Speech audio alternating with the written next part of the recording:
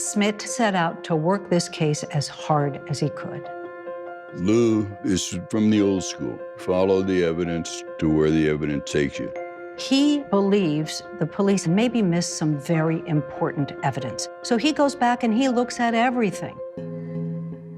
Upon closer inspection of the crime scene photos, Smit uncovers something intriguing. We heard from the police that there were no indications of forced entry into that house. But Lou Smit sees that there was indeed a broken window in the basement. John Ramsey told police that he had broken the basement window several weeks or months earlier because he'd gotten locked out of the house. Sadly, he never replaced it. Police concluded that the window was too small for someone to have actually entered into the Ramseys' mansion. But Lou Smit disproved that theory by entering that broken window himself on camera. This is a perfect place to go in because nobody can see it.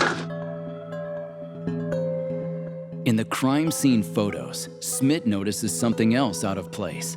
There was a suitcase up against the wall underneath the open window. Police had dismissed the suitcase as insignificant, but Smit believes this may be another vital clue. According to John Ramsey and the family's housekeeper, that blue suitcase was never housed in the basement, yet it was found after JonBenét was killed. Where did this suitcase come from? That is another piece of evidence that we can't just easily ignore. As Lou continued his investigation, he discovered something police had not, a partial footprint in the cement near where the body was discovered. Now, he was able to establish that that footprint came from a high-tech brand boot. Inevitably, the first port of call is to establish whether anyone inside that house owned a high-tech brand boot. No one did. Patsy, no. John, no. So Smit concludes that that footprint must have come from someone outside the house.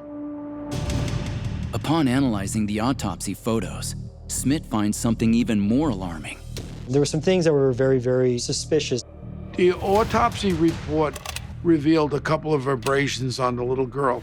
2 sets of marks, one set on JonBenét's back, one on her face. The Boulder Police Department will only say they're abrasions of an unknown object. Due to the exact placement of the marks, Smit determines they could have only come from one source. It was the theory of Smit that she was hit with a stun gun. A stun gun is used to immobilize someone and knock them out. He asked, did the Ramseys ever own a stun gun? No was the answer. So that makes him wonder, where did the stun gun come from? Because it's not in the house. For Smit, this new evidence points to one thing.